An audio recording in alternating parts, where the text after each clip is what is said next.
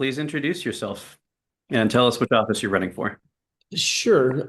My name is Dennis Linthicum. I'm a state senator for District 28, which is currently southern Deschutes from the Bend city boundary on the south side through the rest of Deschutes County southward, all of Klamath County, and the eastern, northeastern part of Jackson County. So it's all or part of those three counties. And in prior sessions before redistricting, my district also included all of Crook County and all of Lake County. Those were into the district. And during the last redistricting, I now have more, I'm closer to the city limits of Bend and closer to the city limits of Medford, and that increased the population. Each senator in Oregon represents somewhere near 150,000 individuals within the state. And so that's the size of my district. I've been a state senator for 8 years in this capacity. Before that, I was a county commissioner, and prior to that, my entire life has been in private industry, software development, database management systems, large scale, small scale, medium scale, the whole gamut. And we have lived in Oregon, just a tidbit for you to recognize where we're coming from. We have lived in Oregon. My wife and kids moved here 30 years ago. We have lived off grid, i.e., there's no power pole that comes to our property because we have lived off the grid, disconnected from a public utility infrastructure for 30 years. And so I know a lot about energy, small scale solar, large scale solar, wind power, and all of those things. Quite frankly, most of those things are all boondoggles and economically unsustainable, even though sustainable is buried in the conversation. Quite frankly, it's just not true. And I know firsthand because we've lived it. And so that's an interesting facet, since the Secretary of State's office, the position I'm running for, which is Secretary of State, I don't think I mentioned that yet, is a seat is one of three members of the Land Use Council, the Governor's Land Use Council, and one of a whole slew of members on the Governor's Sustainability Board. And so I bring insight into that, which is far different than the theoretical or academic insight that you'll get from most proponents. Most proponents actually are chasing federal dollars, and the federal deficit is already beyond repair. I'm not sure how we're going to get out of this. I don't see President Harris' campaign solving this problem. President Trump has his own problems with the deficit and debt scenario. And so the economic carrying capacity of the U.S. is relevant because Oregon receives nearly 50% of its total funding from the federal government. So as long as the federal government's printing press is cranking away like crazy, everybody in Oregon likes spending money like crazy. We have increased our spending on education and DEQ policies and DEI. I always misspell it, DIE policies, for no economic gain, no efficiency gain, no relevant results at the end of the day, other than feel-good narratives that are costing Oregon property owners and taxpayers a whole lot of money. So I'm running for Secretary of State, and I look forward to today's conversation. Well, I'm interested in hearing a little bit more about your Senate district and the things that you believe make it special. Well, it's an agricultural intense environment. There's a lot of beef and produce, grass, alfalfa, animal feed. There's also enormous potato crops. Klamath potatoes are probably in your local store. We right in the Klamath Basin going into Tule Lake of Northern California. There's mint, Wrigley's gum mint comes from this area. Onions are big in this area, or in the east of the Cascades. It's not as thickly forested. Forest products, of course, were big until the spotted owl, which was also a government boondoggle. Your listeners will recognize that the spotted owl fiasco was supposedly because of timber harvesting. And now we see the cruel facts of history tell us that it was not timber harvesting. It was not milling and producing lumber materials that caused the spotted owl and the supposed extinction of that animal. It was actually invasion of the barred owl from Canada southward into Oregon.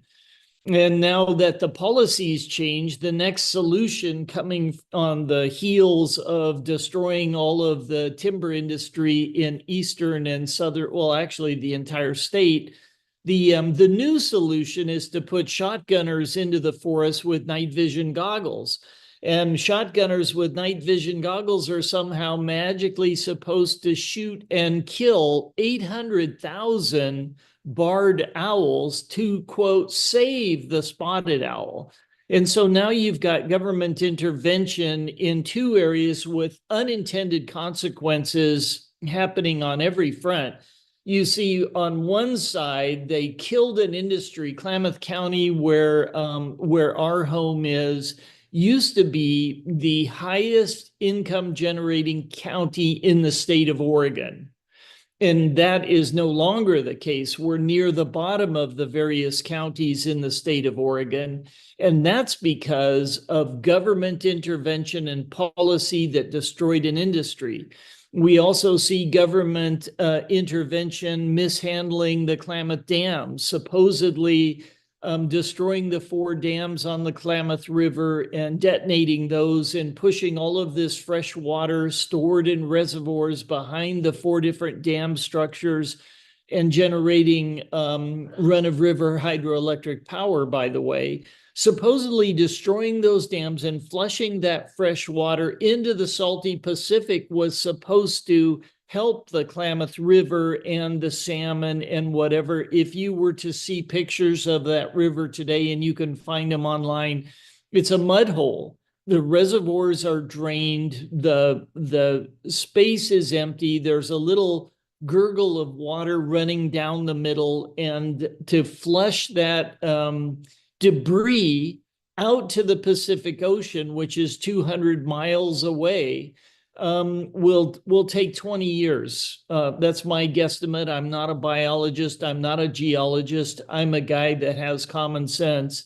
And I can see the folly of the government enterprise at every turn. And so we used to be big in forestry. We're not so big anymore. We used to have sustainable water. Now water is a real issue. And the Oregon Department of Water Resources is clamping down continually on water usage and agricultural production. And there's this great fear of capitalism and corporate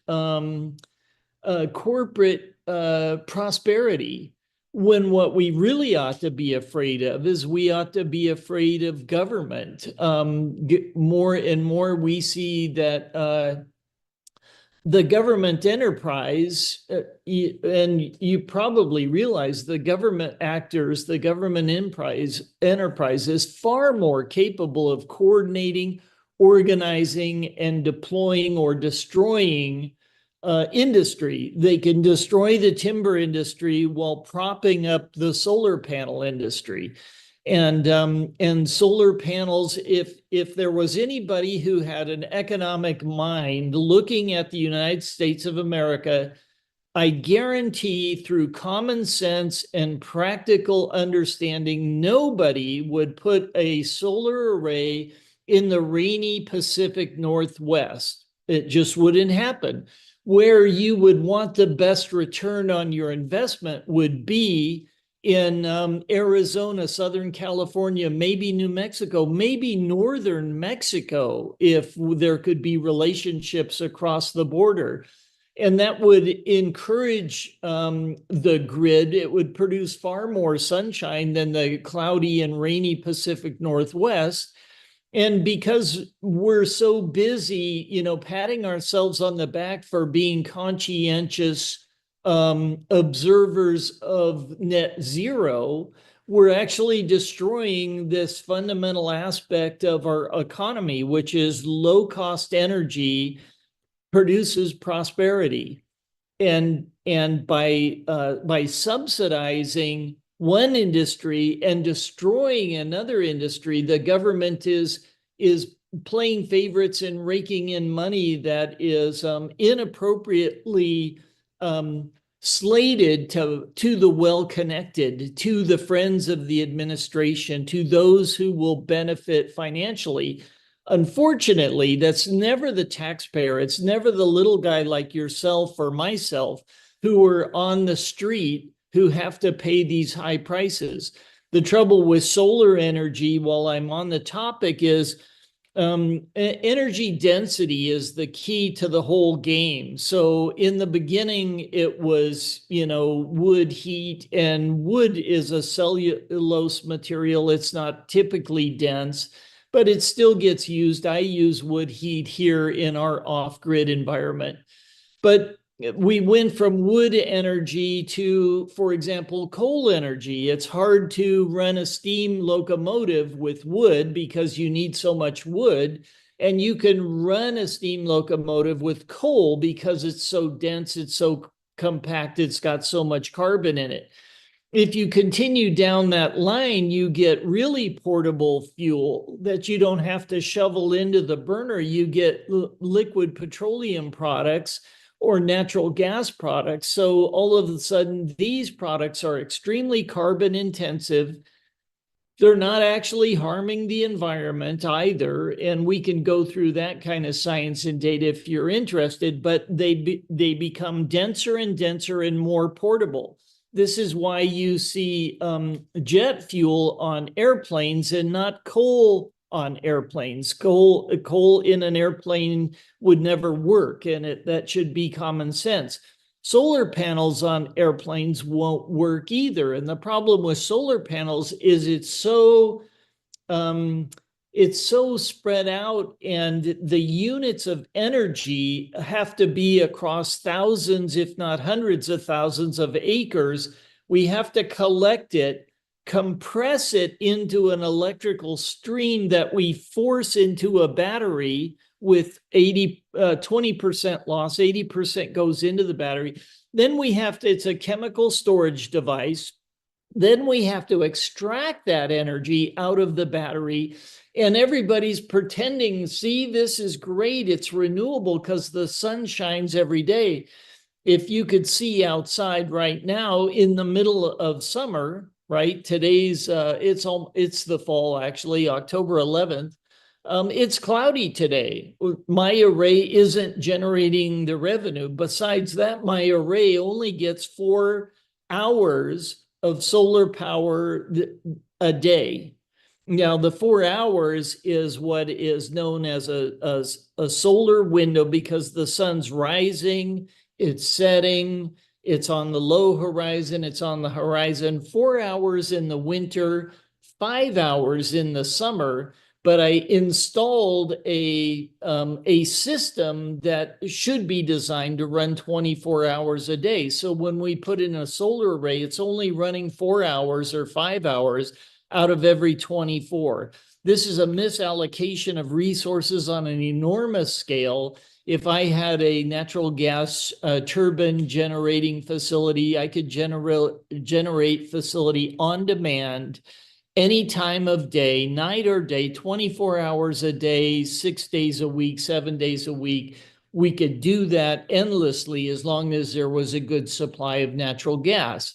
And so all of these economic issues get distorted because of government intervention. And the government intervention is a big problem of what we face here in this election cycle. And it'll be interesting to see how it pans out and where the public wants to go.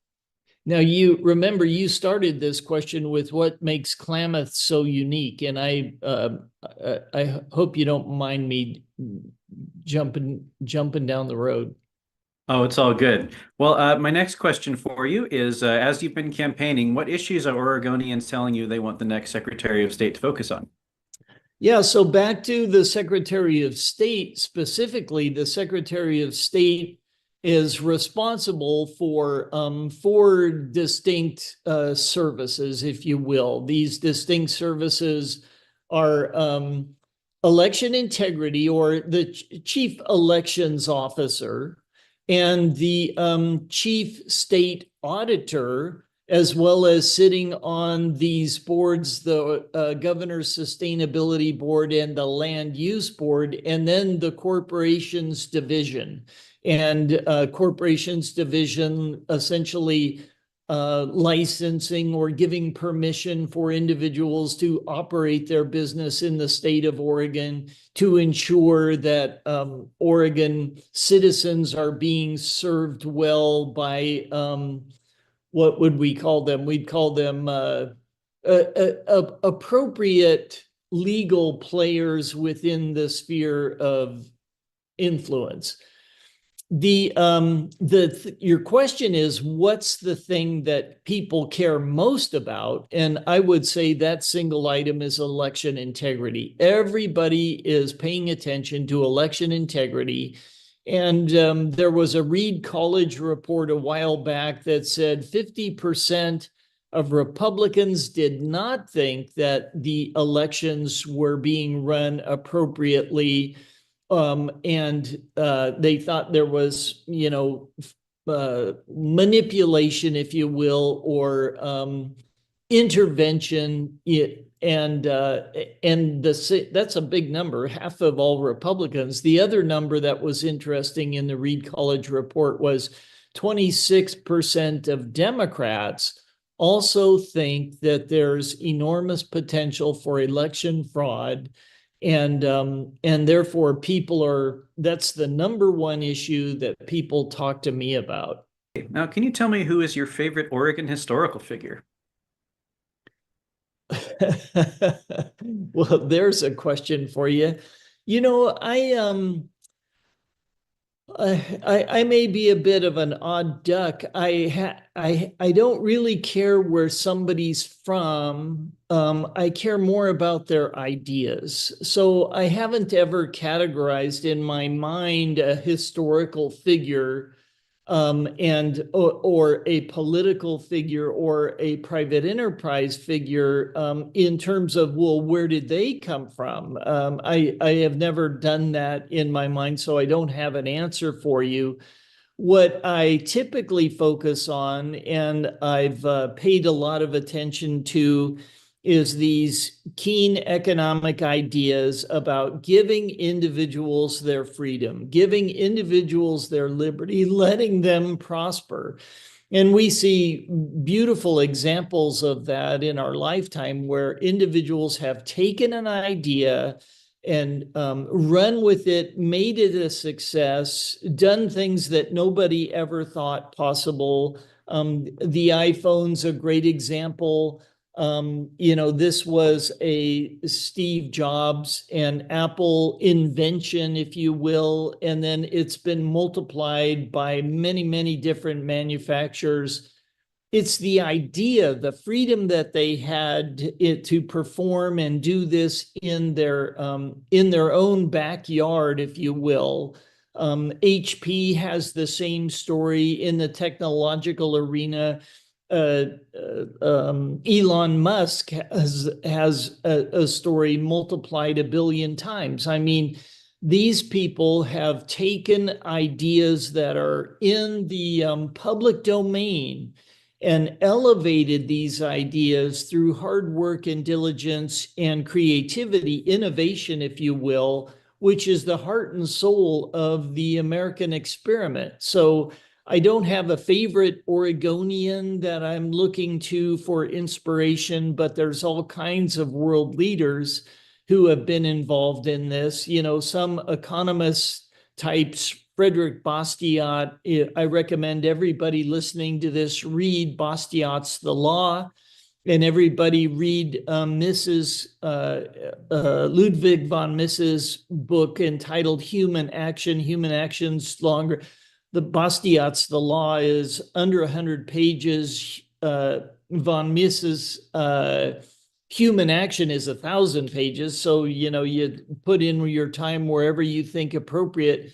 But both are great economic insight into what we can do with a liberty mindset and where we can go with liberty just by unleashing the power of human innovation.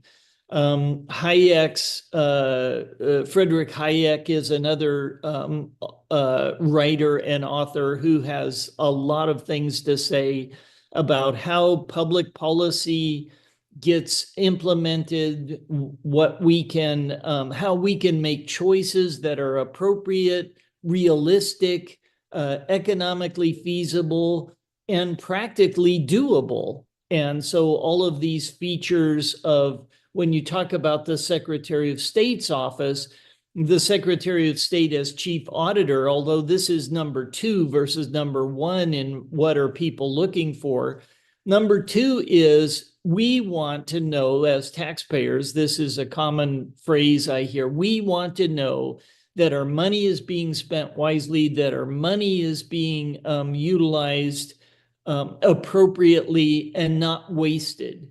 And so then we see something like the new Treasury building that was just completed on Hawthorne in near downtown Salem. It's about 2 miles away or so, 3 miles from downtown where the Capitol is.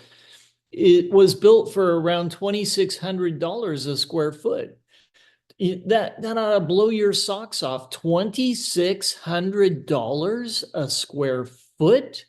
And this is mind-boggling. It's absolutely mind-boggling. And this is the Treasurer's facility, a brand new building where Tobias Reed, my opponent, is ensconced in a Taj Mahal setting.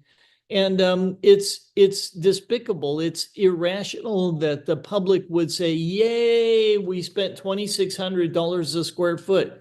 There's probably not many of you living in a neighborhood that is over $200 a square foot, or may at the top end, $400 a square foot. $2,600 a square foot is simply outlandish, but it's taxpayer money. The government doesn't care that the taxpayer, the workers on the lower end of the scale get ravaged by this kind of mismanagement is okay as long as nobody points it out.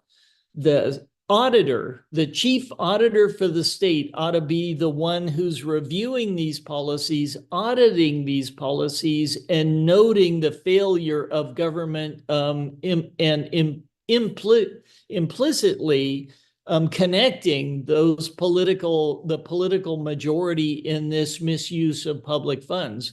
Another example where I would be more than happy to audit would be the Department of Transportation. The Department of Transportation spent $1.5 billion on designing, quote unquote, designing the Columbia Bridge from across the water from Portland over the freeway to Columbia, the Columbia River Bridge. $1.5 billion for design. This is not building it, it's designing it.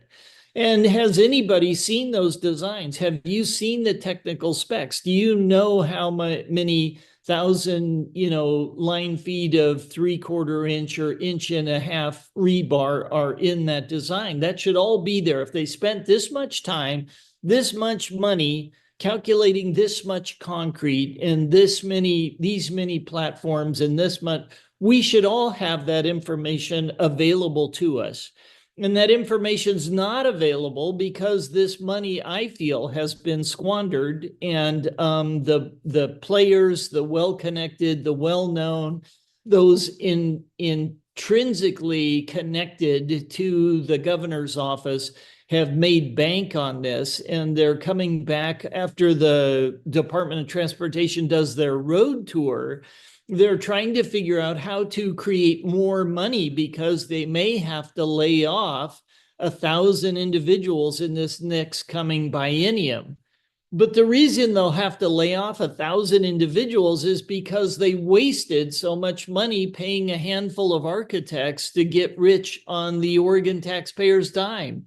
And so at some point, somebody needs to investigate these things. The chief auditor would be the one responsible for initiating these investigations. And I look forward to doing that in the upcoming 4-year term. Now, what would you say are the primary sources of your personal values? The primary sources of my personal values have to be a biblical worldview. There has to be some moral plane that we're talking about, because it has to include the Constitution's a good reference. The Declaration of Independence is a better reference. That we have all been endowed by our Creator with certain inalienable rights. And that actually starts with all men are created equal. Boom, all men are created equal. And as soon as you recognize the importance of that concept, that all men are created equal, and they have been endowed, they have been blessed, they have been granted these inalienable rights as part of their humanness, and that it's part of their humanness, you could tie this concept to a God, your evolutionary God, and say, well, now that we understand our own what a genre, we appreciate others that are like us, i.e., other humans. But the biblical concept is just as fair interpretation, that God granted us these rights. We now have the ability to utilize those rights. We're guaranteed that right. We're guaranteed the right to life and liberty and our own just pursuits. And I throw the word just in there instead of happiness, because it's much more than me just being jolly happy or, spending the night on fentanyl and thinking I had a good day. It's really about our productivity, our investment in our businesses, in our homes, in our families. And that bleeds out into the community as well. When I invest in my family, others prosper. For example, and this is a common thing. You will recognize this phrase from Adam Smith, the butcher, the baker, the candlestick maker.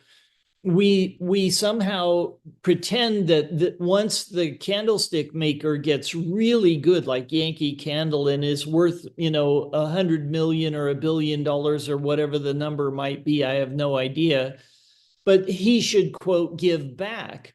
But what the candlestick maker has been doing all along is focusing on providing economic resources for his family. And that he's done such a good job of it that people are lined up outside the candlestick shop is to his credit, and to the benefit of everybody in line. Everybody who got to purchase candles or beef or bread has prospered. They've gotten the resources they needed. They got the material for their own prosperity, for their own family, for their own enterprise.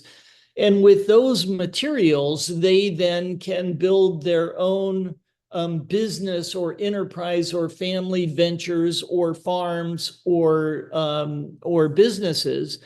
And so we've got this socialism, poisoning the well here, where we think somehow people need to have the good of the community buried in their heart and soul. And what in the private sector should have buried in its heart and soul is prosperity. How do I get ahead and provide a good service that people are willing to pay for? And it has to be just, it has to be honest, it has to be fruitful in a way that form and function and proficiency are all executed, and people recognize that they actually can buy a Yankee Candle and take it home, and it smells nice, and it provides ambient light, and it's a great source of simple pleasures. And yet we can see that it generates all kinds of revenue for all the employees and all the factory workers and all the enterprises,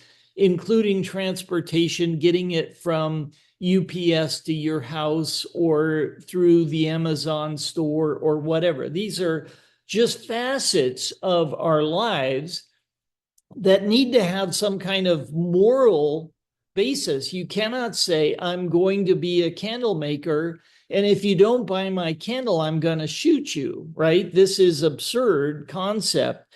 And so we've been granted our lives, our liberty to pursue our own just pursuits, and the happiness that comes from that enterprise without somebody else interfering in that lifestyle. Now, what criticisms do you think your opponent may level at you, and how would you respond?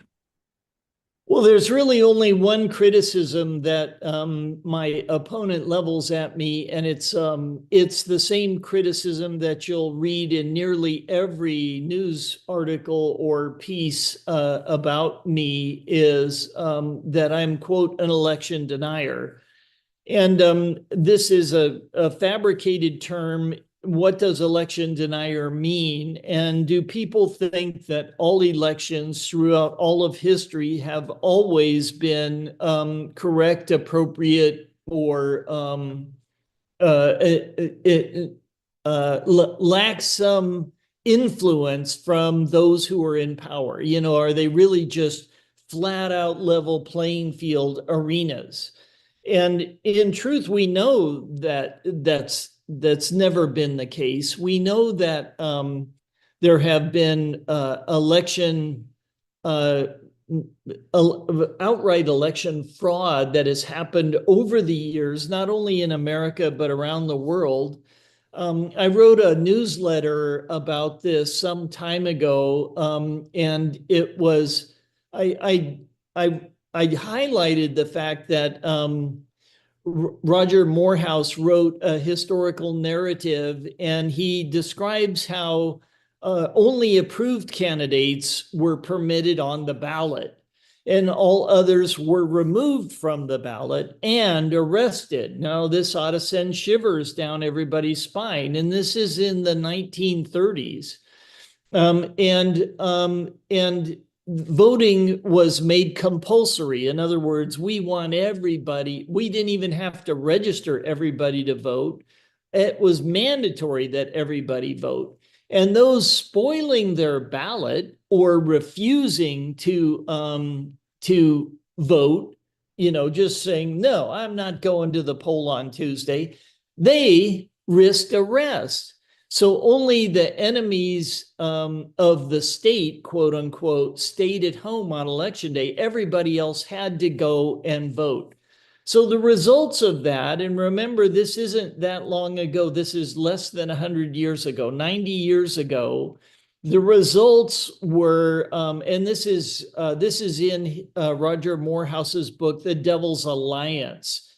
and this is regarding an agreement, but the Moscow agreement between Stalin and Hitler in the 39-40 timeframe.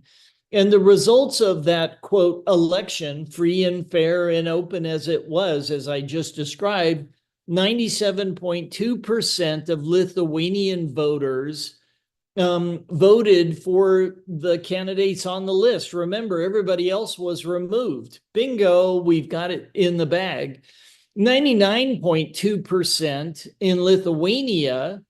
So the first 97.2 was Latvia. Then Lithuania, 99.2% all approved the list, and 92.8% approved the list in Estonia.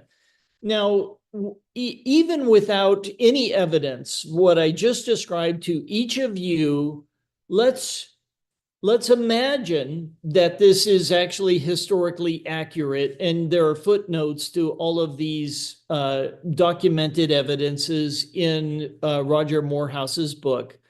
So hearing those details, does anybody think that that did not include coercion or manipulation or manufacturing of the votes and the vote counts and whatnot? And everybody would say it's obviously been manufactured. It's obviously been toyed with. And as soon as you say that, the counter argument is, but there's no evidence of widespread fraud. What facts do you have for believing what you just said you believed, i.e., that there was fraud, there was some kind of manipulation of the vote count? And so this is an interesting point. Follow me through on this line of thinking. I state to you what I believe are facts, and the state, whether it was coming from Moscow or coming from Berlin, would say, no, these facts are accurate. You don't have any proof, do you?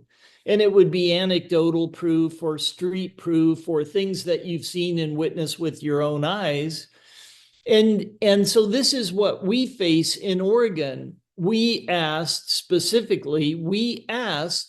Jackson County for ballot images with regard to the 2020 presidential election.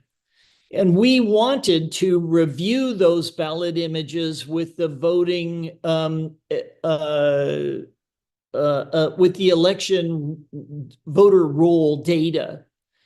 The county clerk in Jackson County, a county in my Senate district, told me that it would require $987,867.17. Boom, down to the penny, and 17 cents to get that information.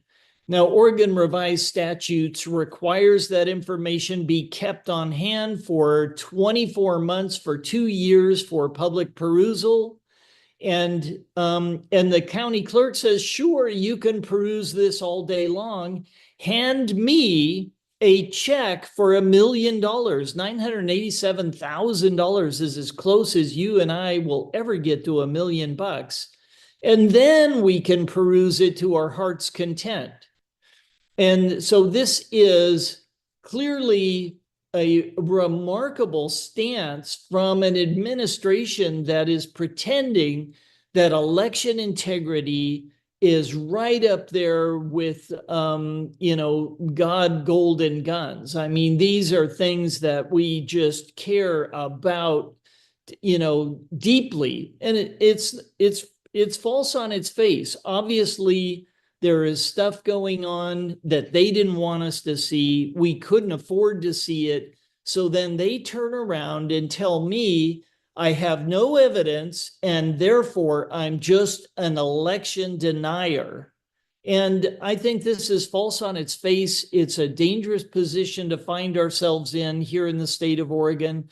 when I'm Secretary of State, that data will be made publicly available. It will be free to disseminate by precinct or by county. Anybody in any county should be able to peruse that data as well as review it. And it's a real, what do you call it? It's kind of a slanderous accusation that I'm an election denier. I believe in the electoral process. I believe your vote should count. I believe your vote should count, especially if it's a legal vote, and your vote should not count if it's an illegal vote. And that's a good summary of a false accusation that is easily defeated, but it takes a little bit of time because people don't know some of the intricate details behind the problems associated with the vote here in Oregon. It's time for my world famous lightning round. First up, ducks or beavers? I'm a Bruin. Come on, you guys. That's okay. I'm a volunteer. All right, next up, favorite Oregon landmark. Favorite Oregon landmark has to be the natural springs. There's springs and river heads that bubble out of the ground throughout Oregon. They're beautiful. I live in Klamath County, so everybody wants me to say Crater Lake, which is just eye-popping, gorgeous, and astounding. But Crater Lake is Crater Lake is way up there, but I think the beauty of Oregon comes from all of the various waterfalls and trickles that come out of the mountains and are just wondrous to watch and look at and fish in, etc. So that's a mixed up answer, but I hope people recognize where I'm coming from. All right, favorite Oregon food. Favorite Oregon food has to be beef, right? Last up, do you have any final thoughts to share with everybody? Yeah, final thoughts. No, this is an important election, and I think this isn't so much about technical skills. I have enormous technical background. I've been a senior vice president for large manufacturing firms, semiconductor and microcircuit electric manufacturing, and as well as real estate and portfolio management and those kinds of things. Even though I have that level of expertise with regard to the technical skill, I think this is more importantly an election about mindset, ideology. Where do you want to see Oregon go? And I think we have to look for prosperity. We can't look towards government to save us because governments are not in the business of saving. They're in the business of taxing and spending. In fact, the Secretary of State has a current policy in place with regard to MDM. That's misinformation, disinformation, and malinformation. And in an effort to quell those categories, the Secretary of State signed a contract for an artificial intelligence company to review your private posts on social media. And then they track those private posts. If they find that something you said, for example, in my case, with regard to election integrity, shows up too often questioning the integrity of the Secretary of State's stance and management of our elections, they will send my name and information, pertinent legal information, private information to the FBI, to Oregon's state terrorism network, and to the state police. So the Oregon State Troopers will get a copy of this, and they will turn surveillance on to make sure that I'm not some sort of wackadoodle. Now, everybody should realize this is an enormous intrusion into your rights, as we described way earlier in this conversation, your right to liberty, you're a human being with human dignity and human civil rights. And the state should be holding those up and protecting those versus hammering down on those. We should all realize government actors are far and away the most capable of organizing censorship and surveillance and manipulating, statistics to prove their point. And that's always Frederick Hayek and Bastiat both touched on this, the seen and the unseen. They're proving their point by showing you these things, but they're missing all of the other things that are buried under the covers. And free speech has to be our answer. There's a reason why this is in the First Amendment. There's a reason why this is a constitutionally protected, inalienable right. This is pragmatically relevant to determining the form and function of our democracy. And we need information to examine all sides and say, wait, that's not right. Wait, here's the facts. Oh, this is a conflict with what I just read over there. Gee, which one's right? That questioning process, that weighing, that winnowing out information is extremely important to determining which policy is appropriate and which policies are inappropriate. So we as a culture have to learn to defend free speech, true speech, hateful speech, intolerable speech. Who's going to make the call on, oh, that's intolerable? I say I love green beans and you say I hate green beans. Well, is that intolerable? Is that hate speech? Is that against the green bean enterprise? And on it goes. And you can sift through this data and make accusations that actually deny the human dignity and right of conscience that each of us carry with us in our heart and soul. And so restricting speech is the surest way to stifle opinion, to stifle insight, to stifle truth and understanding. And it ultimately leads to abuses, corruption, grift, and on and on. So I think the takeaway from this conversation and my run for Secretary of State and my worldview is Lord Acton, this is a quote from Lord Acton, said, power corrupts, and we all know that, we see that, and absolute power corrupts absolutely. And I think that's the real takeaway. Lord Acton nailed it as well as anybody in history. And that's what we see in the single party ruination of our state. The majority party has been in power for far too long and focused on their agenda without listening to those smaller voices on the sidelines. And I think it's time that we upset that apple car and switch the guard out for somebody who is actually going to listen and pay attention to our wants and needs and commitments. So thanks for your time today. I hope this was a helpful conversation, and we'll chat again later. Thank you very much.